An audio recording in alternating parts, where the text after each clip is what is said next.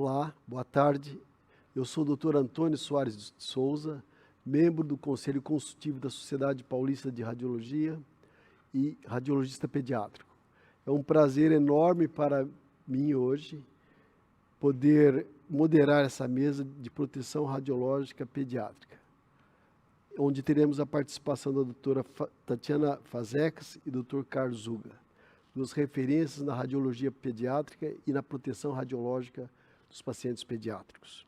Inicialmente, tenho o prazer de convidar a doutora Tatiana Fazekas, que é membro da comissão diretiva da Sociedade Latino-Americana de Radiologia Pediátrica e do LatinSafe, mestre em saúde materno-infantil pela Universidade Federal Fluminense e membro titular do CBR e coordenadora da Radiologia Pediátrica do CBR e da Sociedade Paulista de Radiologia. Chefe do Serviço de Imagem do Hospital Municipal Jesus do Rio de Janeiro e radiologista pediátrica do DASA. Por favor, doutora Tatiana Fazekas. Olá, é um prazer enorme a gente estar aqui hoje com vocês. E a gente vai falar um pouquinho sobre a campanha conjunta de proteção radiológica em pediatria. Eu vou lançar para vocês alguns conceitos e algumas peculiaridades da proteção radiológica em pediatria. Então, quando a gente fala em ação conjunta, a gente está falando que a gente tem que se unir. A gente tem que se unir dentro do nosso serviço, a gente tem que unir os serviços, a gente tem que unir a cidade, o estado, o país. A gente tem que unir a América Latina e o mundo inteiro para que a gente consiga fazer uma proteção radiológica e melhorar a proteção radiológica em relação às nossas crianças. Esse é o meu hospital, né? E dentro do meu hospital, a gente tenta fazer esse pensamento de proteção radiológica, não só dentro do meu serviço, né, onde eu tenho um serviço humanizado, e isso faz parte da proteção radiológica, porque uma vez que eu tenho um serviço humanizado, essa criança está mais tranquila, a gente repete menos exame, o tempo de exame é menor, e a gente consegue, então, reduzir a dose de radiação dessa criança. E aí, isso não basta, esse movimento está dentro do meu serviço, eu tenho que conquistar o meu hospital inteiro. A gente tem que trabalhar junto, a gente tem que ter um médico assistente. E a gente forma crianças, a gente forma técnicos, a gente forma outros profissionais. E o nosso objetivo é que essa formação e que eles levem essa cultura de proteção radiológica para o mundo, né? Eles vão sair dali e aí eles vão trabalhar em outros serviços com a mesma cabeça que a gente cria ali dentro, eles vão trabalhar em outros estados e que isso vá se espalhando ao longo da vida de todos nós e que a gente seja só um semeador dessa cultura. Algumas considerações únicas em relação à imagem pediátrica, quando a gente compara com o adulto, primeiro que a gente tem patologias diferentes. E a gente tem manifestações clínicas diferentes de doenças semelhantes a adulto. E isso, às vezes, gera uma confusão muito grande e gera exames desnecessários por falta de conhecimento da patologia pediátrica. Então, isso também é proteção radiológica. A gente está ciente das patologias que a gente está procurando para que a gente faça o menor número de exames possível para chegar ao diagnóstico. A outra coisa que os nossos pacientes não falam, né? Então, é necessário esse ambiente humanizado para que a gente consiga reduzir a dose de radiação. Não só porque a gente vai reduzir artefato de movimento, vai reduzir sedação, vai reduzir tempo de exame, né? Então, a gente tenta, esse é o meu serviço, um serviço público no Rio de Janeiro, e é um serviço que a gente consegue ter esse ambiente humanizado, e isso faz com que a gente não faça sedação, por exemplo. Então, eu não faço anestesia geral no meu serviço. Todos os exames de tomografia são realizados sem anestesia. Faço, no máximo, 1 ou 2 anestesias ano. Então, isso é muito bacana e isso é porque a gente tem uma equipe qualificada e um ambiente agradável. A equipe qualificada e o meu time, sem dúvida, ele é fundamental.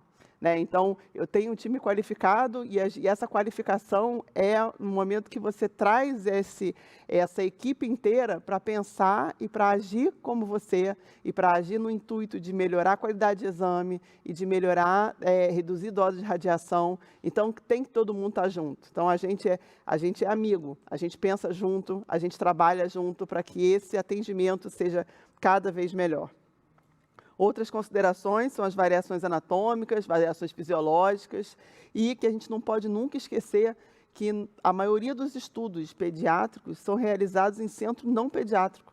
Nós somos 100 radiologistas pediátricos Brasil e o resto das crianças, o exame delas é realizado por não radiologistas pediátricos em centros de adulto, né? Então, é importante que a gente dissemine essa cultura de radiação para que a gente tenha uma configuração adequada dos equipamentos para realizar exame de criança, mesmo quando o radiologista pediátrico não está presente, né?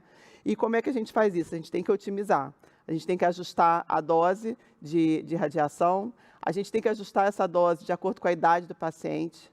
A gente tem a consciência de que fazer uma fase única de exame, quando a gente está falando em tomografia, que é o método que mais vai utilizar a radiação, geralmente ela é suficiente. A gente tem que avaliar apenas a área indicada e usar protocolo pediátrico, né? Então, com esse objetivo, o mundo inteiro foi se juntando, e então a gente tem o Alliance Radiation Safety in Pediatric Imaging, que começou em 2017, e que ele começou com essa campanha de que um só exame, uma só técnica não é adequada para todo tipo de paciente. Então, essa é a campanha que começou lá em 2017. As sociedades que iniciaram, fundadores dessa campanha, foi a Sociedade de Radiologia Pediátrica dos Estados Unidos, o American College of Radiology, a American Society of Radiology Technologies e a American Association of Physical Medicine. Então, essas são as sociedades fundadoras lá em 2017, no intuito de tentar fazer com que essa política, essa cultura de proteção radiológica se difundisse mundialmente. E depois a gente teve a cooperação global de inúmeras entidades, né? O Canada Safe, o Eurosafe, o AfroSafe, Latin Safe, que é onde a gente está, Japan Safe. Então, é todo mundo trabalhando com o mesmo objetivo. E é isso que a gente precisa. E aqui no Brasil, como é que funciona isso? Então, o nosso órgão centro é o Colégio Brasileiro de Radiologia. O colégio, então, ele faz inúmeras parcerias com outras entidades, com a Sociedade Paulista de Radiologia, com a Comissão Nacional de Medicina Nuclear, com a Sociedade Brasileira de Pediatria, e aí, no momento que a gente faz essa parceria, a gente divulga essa cultura para 30 mil pediatras. E eles são os médicos prescritores, né? Então, eles têm que estar do nosso lado e têm que estar cientes dessa necessidade. O Conselho Nacional dos Técnicos e Tecnólogos em Radiologia, a Associação Brasileira de Física Médica, é importantíssima essa parceria, Sociedade Brasileira de Radiologia Intervencionista, que é a SOBRICE, Conselho Federal de Medicina e Associação Médica Brasileira. Quando a gente faz esse vínculo, quando a gente faz esse compartilhamento de informação e a gente compartilha essa necessidade de todo mundo falar em proteção radiológica, quando eles estão juntos com a gente está divulgando essa proteção radiológica para 450 mil médicos, e essa parceria, então, é fundamental. E, além disso, a gente tem a Sociedade Brasileira de Medicina Nuclear. E aí, o colégio ainda fez a parceria com a SLARP. E como é que essa parceria, então, a gente pega essa política de proteção radiológica e aí a gente já espalha do Brasil para a América Latina. Então, a política de proteção radiológica vem de fora para dentro, vem do mundo para o Brasil, e aqui do Brasil a gente volta e reverbera ela para a América Latina. Então, a proteção radiológica envolve não só o radiologista, como técnico, tecnólogo, físico e também as empresas de equipamentos radiológicos. E o objetivo final vai ser, então, reduzir a dose de radiação recebida pelas crianças nos exames de raio-x e tomografia, que são os que mais utilizam radiação, mas também medicina nuclear e intervenção. E como que a gente vai fazer isso? Justificando o exame, indicação correta, por isso que a gente tem que ter um médico prescritor do nosso lado e a gente tem que falar a mesma língua, fazendo a técnica adequada, por isso que os técnicos e físicos têm que estar do nosso lado para a gente poder otimizar isso e padronizar os equipamentos, a gente tem que ter a indústria também do nosso lado, né? E isso foi o foco do Bom Call for Action. O Bom Call for Action... Ops, andou para trás. O Bom Call for Action, ele foi um encontro da Agência Internacional de Energia Atômica, juntamente com a Organização Municipal de Saúde, que ocorreu em 2012 na cidade de Bonn, na Alemanha. E, a partir disso, eles botaram 10 pilares, 10 ações de proteção radiológica, com o objetivo final de reduzir a dose de radiação dos exames nos próximos 10 anos. Né? Então, são 10 pilares que todos nós devemos seguir com o objetivo de reduzir essa radiação. Então, para a gente poder ter esse pilar, a gente pega, então, essas ações do Bon Call for Action e espalha eles pelo Brasil, através do colégio, através da Sociedade Paulista, através da SLARP, e aí a gente começa a agregar força. Então, a Sociedade de Pediatria, por exemplo, em 2018, publica dentro da plataforma deles web, que é o lançamento do Imagentle Brasil, para evitar risco de sobreposição. Então, isso atinge a todos os pediatras que são os prescritores dos exames pediátricos, em sua maioria. Em 2020, a Sociedade de Pediatria, junto com o Colégio Brasileiro, lança campanhas de justificação dos exames. Então, na verdade, é a gente aplicando o Bon Call for Action aqui dentro de casa. O colégio, junto com a Sociedade Paulista, junto com a Sociedade Brasileira de Pediatria. E, espera aí que a gente voltou aqui. E, em 2021, a Sociedade de Pediatria reforça a necessidade da campanha Justifique. E, em 2023, a Sociedade de Pediatria anuncia a criação do Grupo de Trabalho de Radiologia e Diagnóstico por Imagem de Proteção Radiológica, da qual eu faço parte junto com a doutora Dolores Bustelo. E isso é a aliança na tentativa de trabalhar junto e de ter um objetivo comum.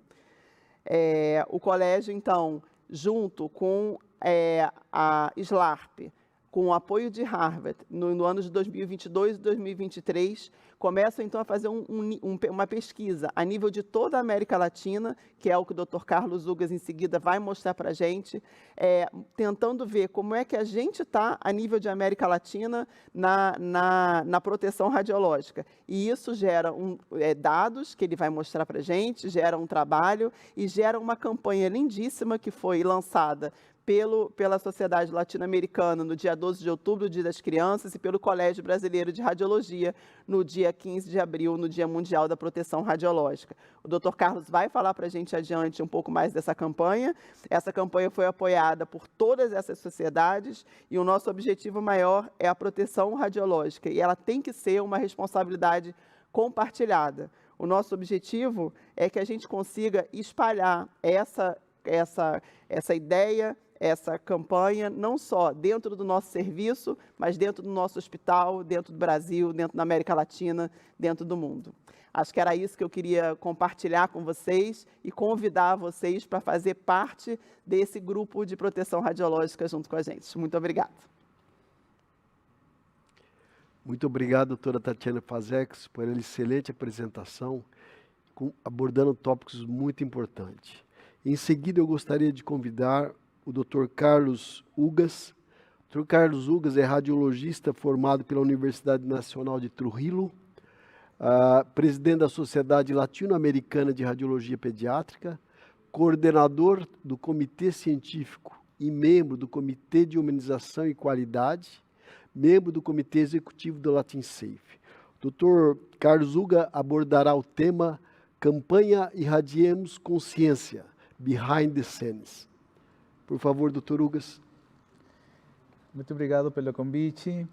É meu prazer falar sobre a campanha Irradiemos Consciência, Behind the Scenes. La campaña Irradiemos Conciencia es una campaña que hicimos en toda América Latina, desde la Sociedad Latinoamericana de Radiología Pediátrica, pero con el apoyo de múltiples sociedades, como sociedades de acá, la SPR y el Colegio Brasileiro de Radiología.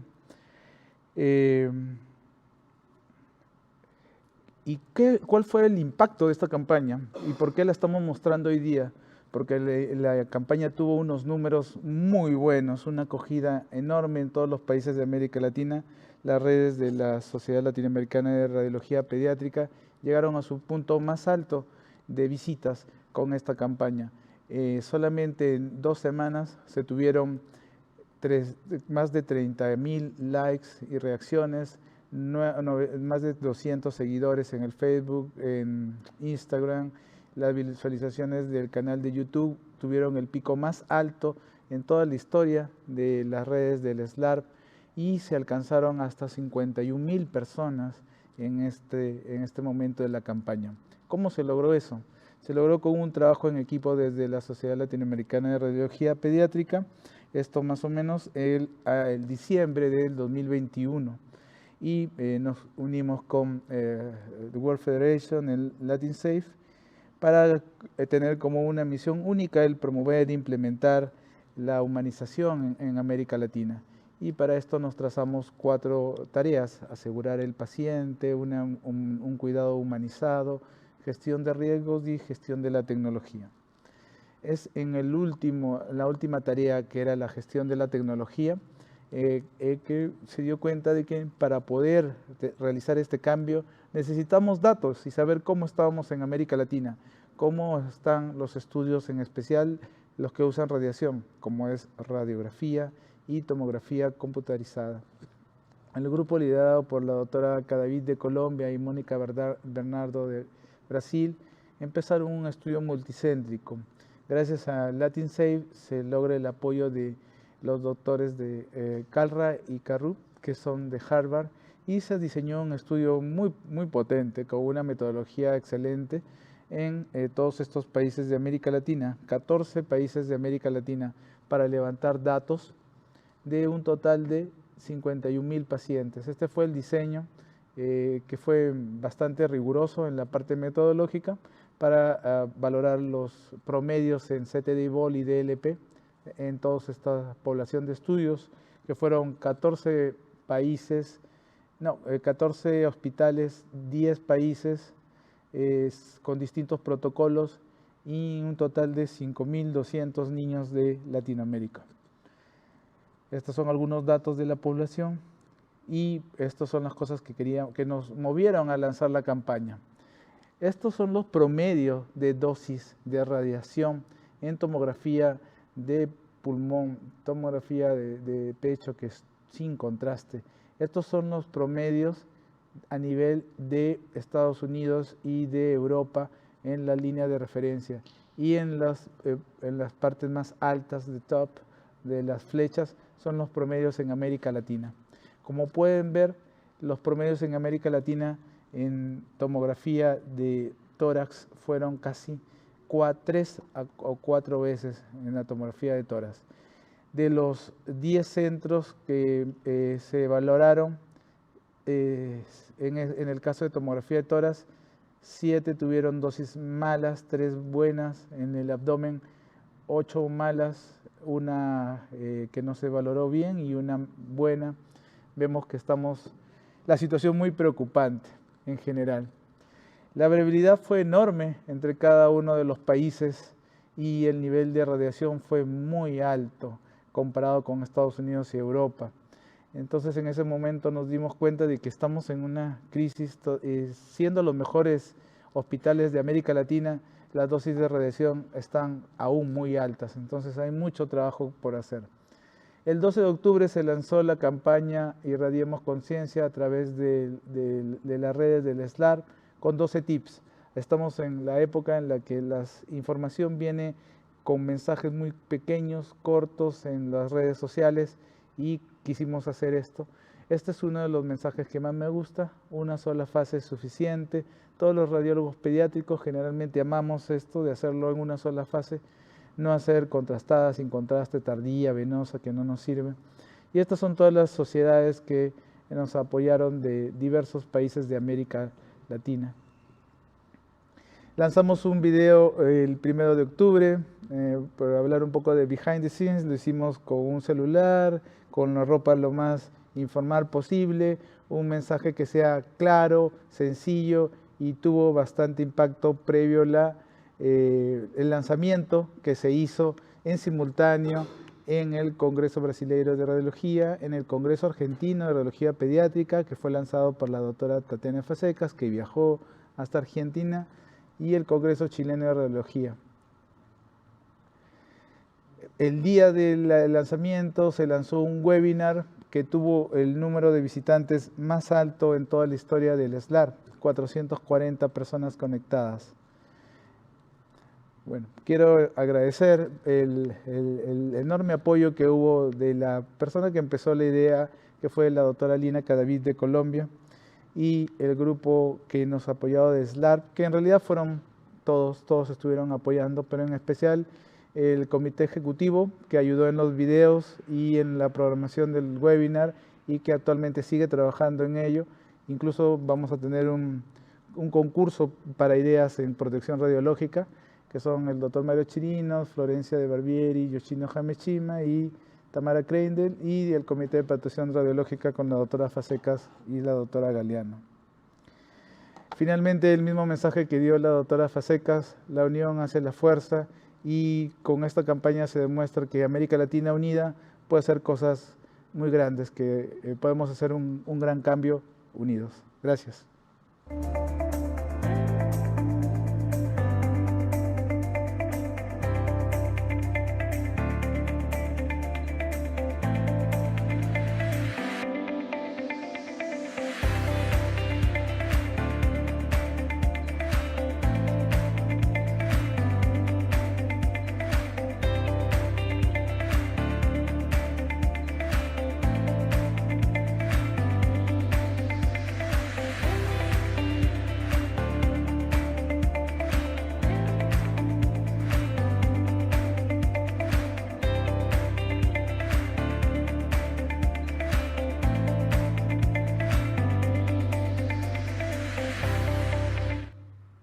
Olá, após as apresentações excelentes da doutora Tatiana Fasecas e doutor Carlos Hugo sobre proteção radiológica da criança, faremos uma discussão, uma breve discussão, e para nós podermos comentar e tirar algumas dúvidas e alguns esclarecimentos.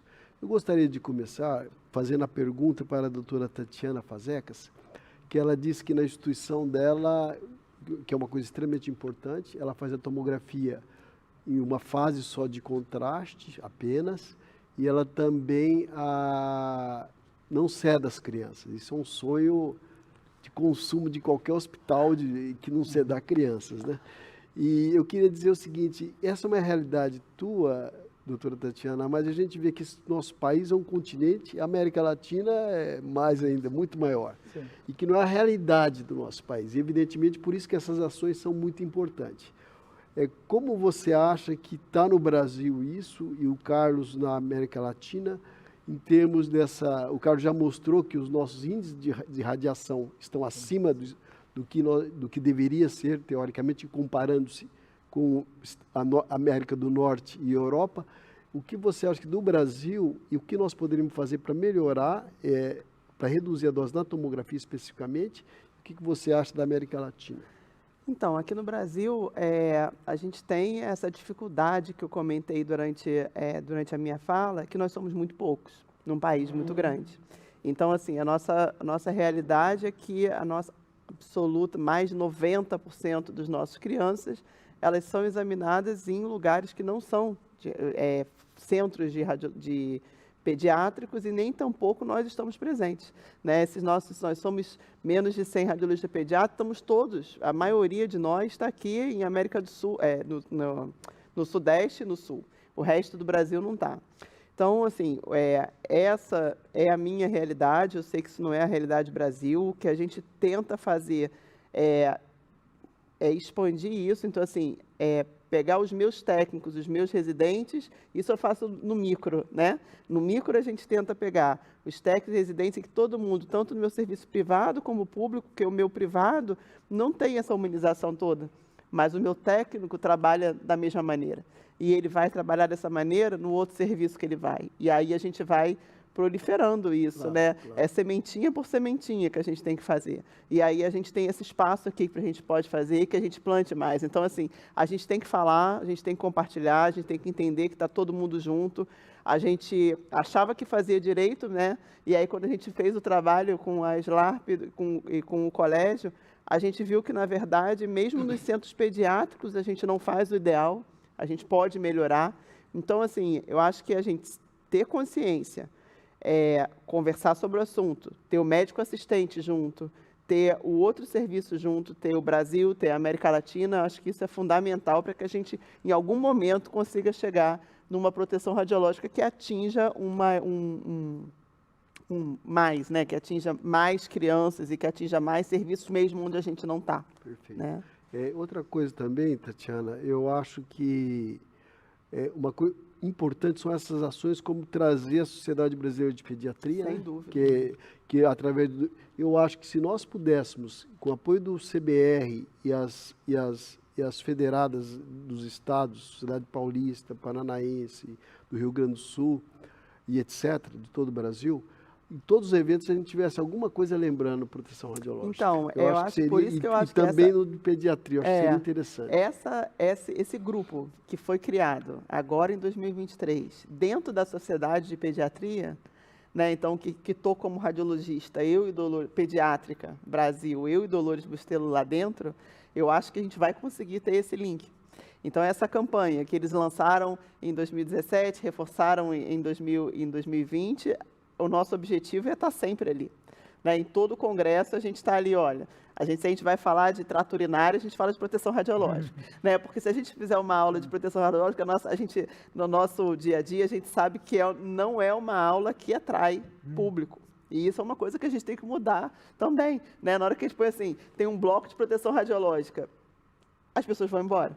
Mas a gente pode botar proteção radiológica em tudo que a gente faz. E eu acho que isso a gente tem que botar essa isca. Então, a gente vai falar de infecção do trato urinário, a gente vai falar de proteção radiológica. A gente vai falar de tórax, a gente vai falar de proteção radiológica. Eu acho que esse aspecto é extremamente importante, que nós, palestrantes, professores, eu acho que de todo o Brasil e de toda a América Latina, nós deveríamos, e a maioria já faz isso, levar o nosso símbolozinho da SLARP, da Team Safe, e até do IMAD de Entry, que começou tudo isso, para a gente divulgar usando uma campanha, como você acabou de falar, que eu acho que é um papel importante para nós disseminarmos em todas as nossas aulas, nós trabalharmos para colocar, como você acabou de falar, que eu acho qualquer que é uma oportunidade ação, a gente tem que entrar. Uma ação maravilhosa. Eu gostaria agora que o Dr. Carlos Ugas, nós estamos falando da realidade brasileira. Talvez tenha similaridade com outros países da América Latina e, evidentemente, eu entendo que nós tenhamos que ter, e já temos, o envolvimento das sociedades dos outros países. Você poderia falar um pouco sobre isso, Carlos? E algum pensamento em termos de ação? O que nós podemos fazer para reduzir esse grau de radiação que nós estamos tendo nas nossas tomografias na América Latina? Muchas gracias por la pregunta. La verdad que nos falta mucho trabajo por hacer, pero también hay que poner los pies en la tierra de que me invitaron justo para escribir en Radiology sobre el futuro de la radiología pediátrica y con gente de Asia y de África. Y nos dimos cuenta que más del 95% de niños del mundo, entre el 95 y el 98%, no es atendido por radiologista pediátrico, es atendido por radiologista general. Entonces, la realidad no es solo de Brasil ni de América Latina. Y los datos que hemos tenido son de los mejores hospitales de América Latina y todos hemos salido con nota desaprobatoria. Eso significa de que todavía hay mucho que hacer, hay mucho trabajo por hacer y un rol importante son las sociedades. La SLAR, la Sociedad Paulista, el Colegio Brasileiro, la TINSEI Imagiante. Podemos hacer, me parecen, normativas, reglamentos, marcos en los que la gente pueda trabajar de forma mínima, estándares mínimos para la tomografía en América Latina con los tecnólogos, trabajar con los técnicos. Creo que eso sería lo principal, trabajar en conjunto, lanzar algunos estándares mínimos e involucrar a otras sociedades, ¿no? Ahora, el siguiente paso de la campaña es que la vamos a pasar en inglés, porque nos pidieron gente de África, porque ellos no tienen nada de eso y pues también deben estar en la situación similar. Así que creo que incluso de América Latina podemos estar orgullosos que puede salir algo que pueda ser um cambio global, pouco a pouco. Eu acho que isso que você acabou de falar, a realidade nossa, pega o Brasil, como a doutora Tatiana falou, um país imenso e própria América Latina, nós temos realidades muito diferentes. Eu, quando presidente da Sociedade Latino-Americana de Radiologia Pediátrica, participei de um fórum sobre radiologia pediátrica no mundo, com representantes dos vários pontos do mundo, representando cada um de sua sociedade de pediatria. E o que foi discutido até entre nós, e até na África também, e o Brasil também não foge disso em alguns lugares, guardadas as proporções, é que tem lugares que não tem radiologista pediátrico e não tem, às vezes falta até raio-x. Então nós temos realidades muito diferentes, mas dentro disso nós temos que trabalhar muito para reduzir dose. Outra coisa que eu entendo, Carlos, é que é muito importante nós divulgarmos tudo isso através durante os eventos, as sociedades dos países poder divulgar o máximo possível a proteção radiológica, né? Não sei se você pensa assim também. Sí, sería una buenísima idea, como dice Tatiana, de que en cada congreso de radiología haya por lo menos una charla de protección radiológica, lo mismo en cada una de las reuniones de pediatría, que al final radioprotección es un trabajo en equipo. Si los radiólogos y los pediatras no trabajamos en la misma dirección, no se va a lograr. Eu acho que nós, desde que foi criada a proteção radiológica nos Estados Unidos, que foi através da Image Gently, isso nasceu até fruto, você sabe disso, né? Que saiu no US Today que tomografia poderia trazer alguma complicação para a criança. E acho que uma vez conversando com um executivo do Image Gently, ele me falou, você vai precisar para a vida toda o Image Gently. Nós precisamos conscientizar as pessoas. A hora que isso estiver redondo, estava conversando com o Don Frush, ele falou, talvez nem precise. Nós vamos precisar, acho que, de proteção radiológica das entidades, acho, para sempre, né? Eu acho que é uma coisa que nós vamos precisar. Tatiana, você gostaria de tecer mais algum comentário, mais alguma coisa sobre proteção radiológica? Eu queria... E só mais uma pergunta. Além da proteção radiológica no paciente pediátrico, você citou na tua aula e mostrou exemplo, eu acho que não é só proteger, não é só... Claro que a radiação é a mais importante, mas tem outros pontos dentro do approach, do recebimento do paciente pediátrico, que a gente tem que ter um cuidado especial, né? Eu acho que, assim, quando a gente fala em proteção radiológica, a gente quer fazer um exame, primeiro o exame adequado para aquele paciente, e se o exame adequado for um ultrassom, a gente não tem radiação, então a gente tem que ver a gente tem que conhecer a patologia, tem que conhecer o paciente, tem que saber o que está procurando, e tentar indicar o melhor exame possível, de preferência o exame que não tem radiação. Isso é a primeira coisa. No momento que a gente decide fazer um exame de radiação, que use radiação, o raio-x, a tomografia, a medicina nuclear, o PET, o que seja, que a gente faça ele da melhor maneira possível, que a gente otimize. E otimizar não só otimizar parâmetro e técnica de exame, então a gente vai fazer uma aquisição única, vai fazer direto com contraste, se o contraste for necessário, mas a gente vai ajustar a dose para aquele paciente. Então, assim, otimizar, justificar, fazer o exame da melhor maneira possível, e isso está incluído a humanização do serviço e da equipe, né? Porque no momento que você faz um exame num ambiente agradável, que aquela criança não movimenta, você não tem que repetir. Então, às vezes, você está justificado o exame, você otimiza, mas você tem que repetir, porque houve movimentação, porque a criança chorou.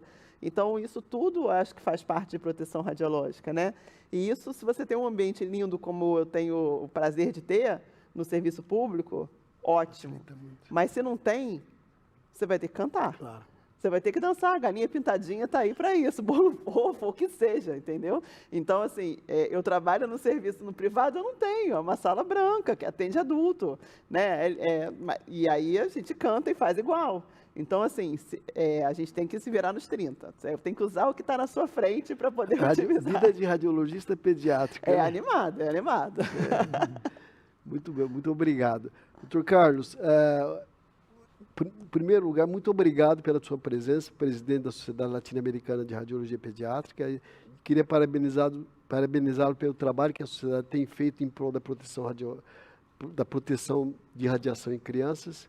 E queria perguntar a você, por exemplo, como foi mostrado por você e pela doutora Tatiana, tem-se parcerias com outras entidades de proteção radiológica ao redor do mundo, como Image Gently e outros, Eurosafe e tudo mais.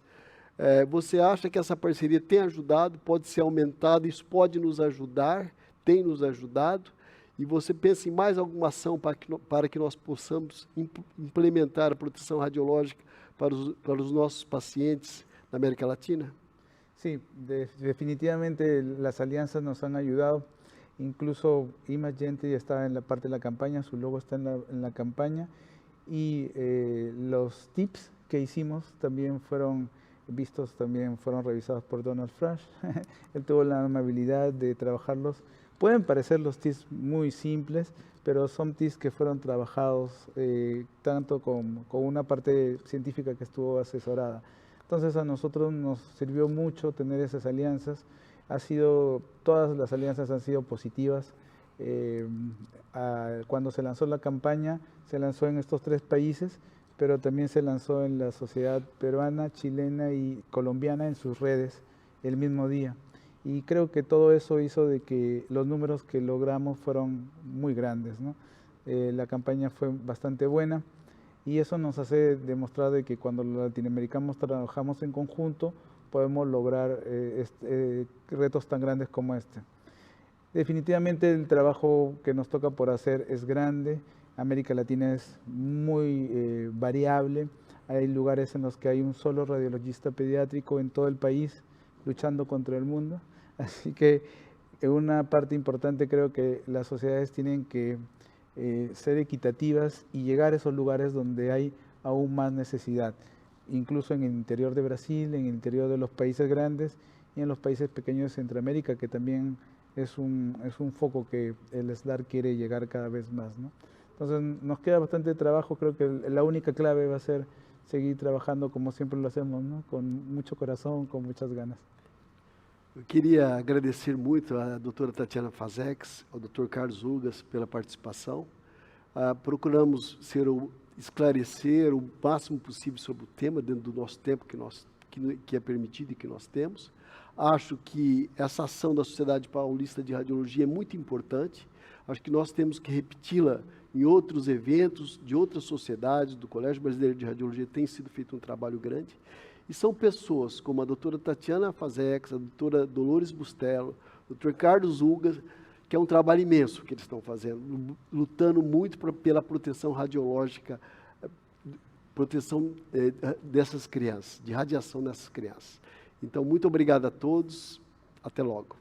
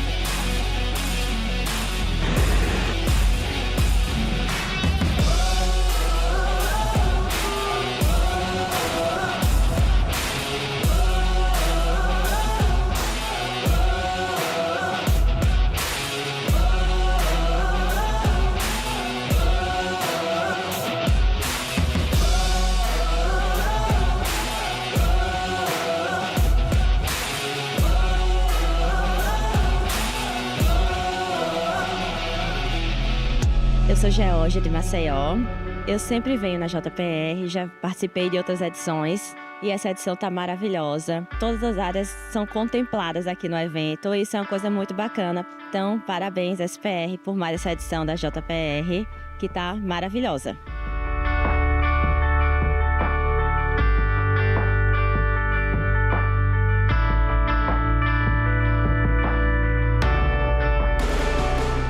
Eu sou a Cecília, sou de Ribeirão Preto, estou aqui na JPR 24. Eu participo desse evento desde 2019, é um evento imperdível, todo ano com muita atualização, muita tecnologia nova que a gente tem a oportunidade de conhecer. E é um evento que a gente aproveita para fazer conexões novas, novos conhecimentos, atualizações, que nossa área é algo imprescindível. E se você não veio esse ano, não perca o ano que vem.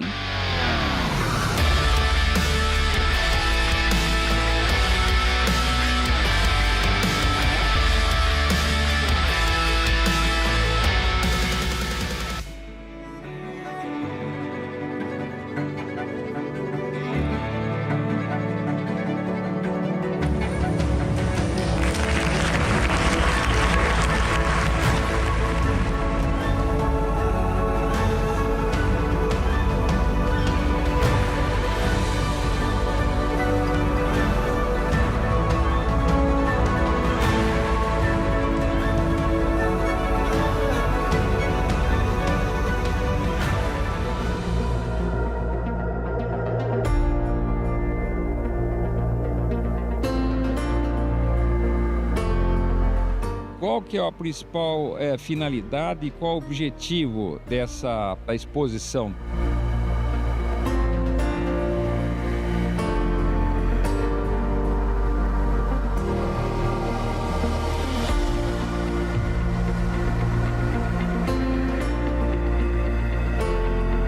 É estabelecer conexões, do mesmo modo que a parte científica tem as conexões com os professores, com os convidados, etc.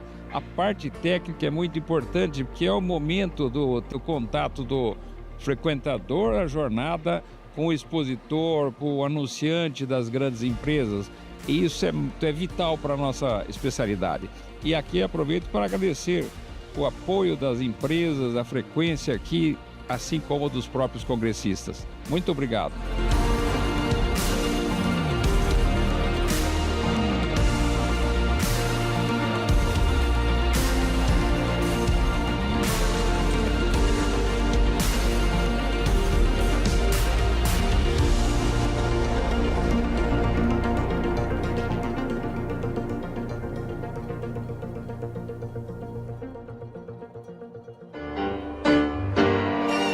Espero que todos tenham apreciado bastante a Jornada Paulista 2024 e aproveito para convidá-los para a Jornada Paulista 2025. Muito bem, muito obrigado.